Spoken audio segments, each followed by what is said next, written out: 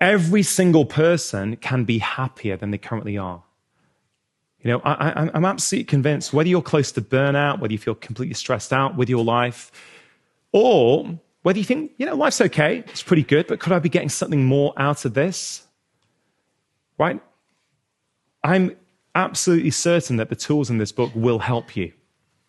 They will help you feel happier than you currently do. I think they're tools for life. You can practice, you can put the book away, you can pick it back up again. But please remember this, right? Happiness is not an impossible kind of distant aim. It's not a mirage. It's not a destination someday you're going to stumble across. Happiness is a skill. It's a skill that you can develop. It's a skill that you can practice, you can work on. And the more you practice, the better you're going to get. And, you know, the better you get, the happier you're going to get. And as I said right at the start, when you feel happier, you feel healthier. Thank you. And these are two people that make me very, very happy. We can now go to Q&A. There are microphones around. If anyone has a question. Hold on. If I look up, all I can see are lights. So let me just... can you just... Where? I'd love to see where I'm looking at. Oh, up at the top. Hold on. I'm getting blinded there. Let me try from here. Okay, brilliant. I can see you now. Hello.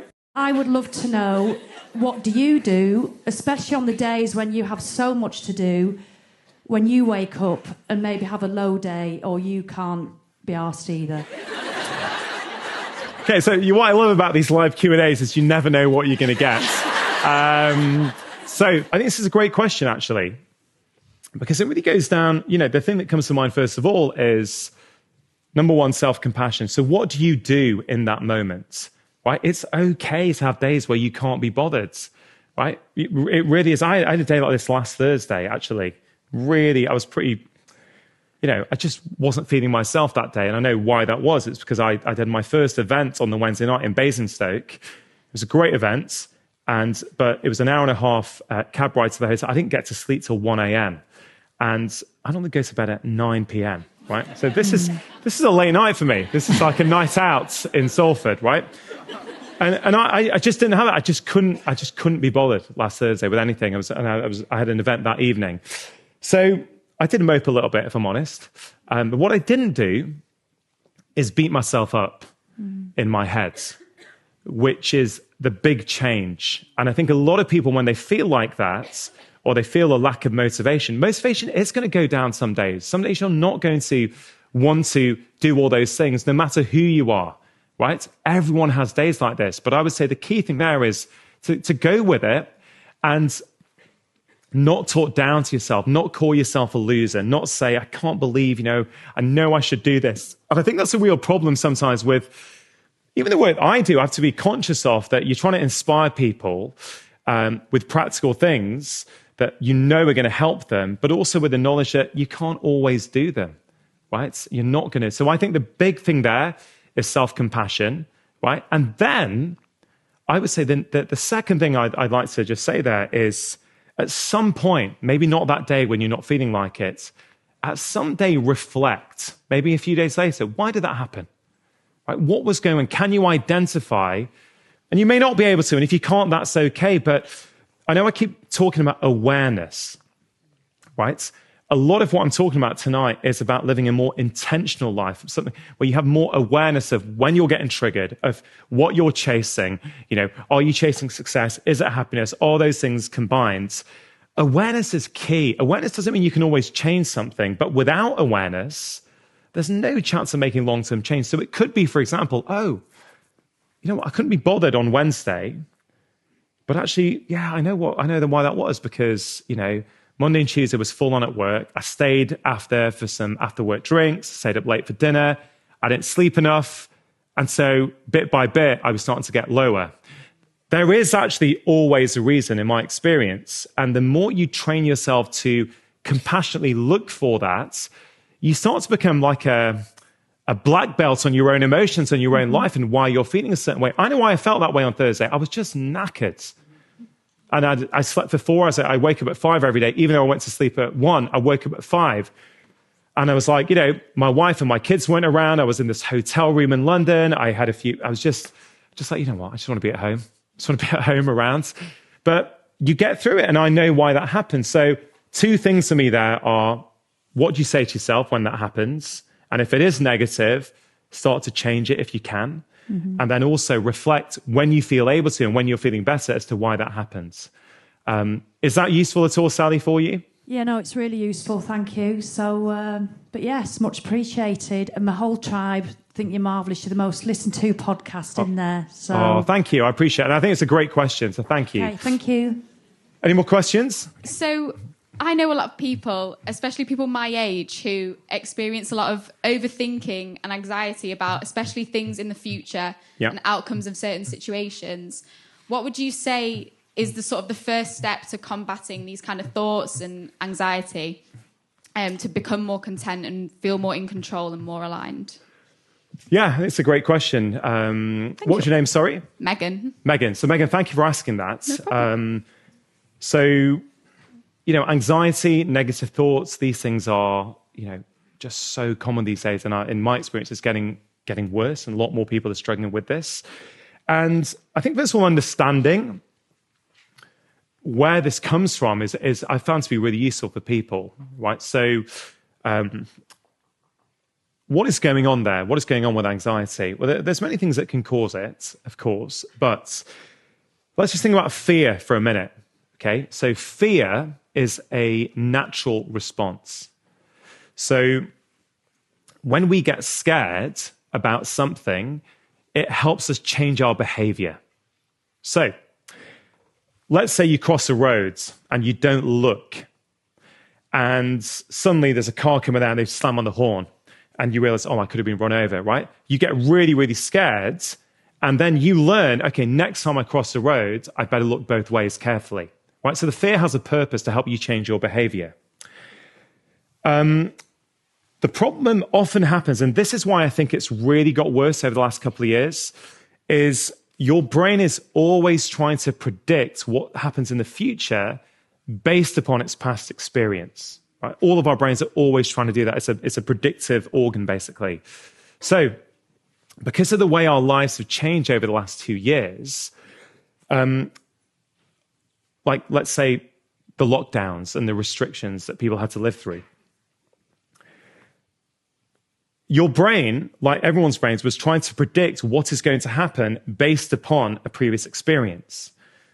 The problem is there was no previous experience. This is why that fear for many people turned into anxiety, and that anxiety in other people got supercharged and turned into outright panic, right? But I found with many people that even just that understanding that you're not broken, right? There's nothing wrong with you. Your brain is trying to protect you. But that's one of the ways it does that. I think is really helpful for people, because otherwise they think, well, what's going on here? Is there something wrong with me? No, there's nothing wrong. Your brain's trying to do what it should be trying to do. So that's some of the explanation of or one of the explanations for why I think anxiety has gone up so much recently. Then in terms of what you can do, well, it kind of depends on the cause, right, of anxiety. Things that we know help massively are movement. Right? It is so many people with anxiety or with negative thoughts, they feel completely different even after something like a 15-minute walk or 2 minutes of skipping, moving our body. Because you've got to remember, if you're feeling fear or you're feeling anxiety, that is part of your body's stress response.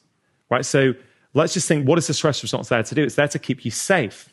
So the stress response ultimately effectively thinks there's a danger, there's a threat, and it used to be a physical threat from, let's say, a wild predator approaching our tribe 100, 200,000 years ago. So your body activates its stress response, which helps keep you safe. So all kinds of things happen in your body, like your blood sugar goes up, so you can run faster. Your blood pressure goes up, some more oxygen goes to your brain. Your amygdala, right, which is your emotional brain, that goes on to high alert, right? Because at that point, you want to be hypervigilant to all the threats around you. So that's a good thing if it happens for 30 minutes and an acute response. Problem is, all those things that I just mentioned, if they're happening day in, day out to the state of our lives, which is unfortunately what is happening, our stress responses are being activated day in, day out. And one of those things is your emotional brain goes into high alerts. And so you are hyper responsive, hyper vigilant. I wonder what's going to happen. What if this starts to happen? Right. So what usually would happen, how we've wired, is that we would then have physical activity to run away from that threat. So your body is expecting physical activity. But unfortunately, a lot of the stress these days is not physical. It's emotional. It's psychological. It's all going on up here.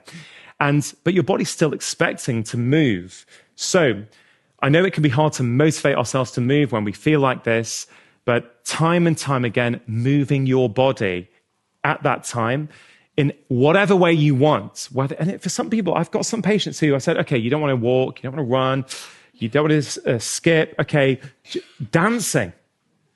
Dancing is phenomenal. They just put on one of their favorite tunes, an upbeat tune, and dance.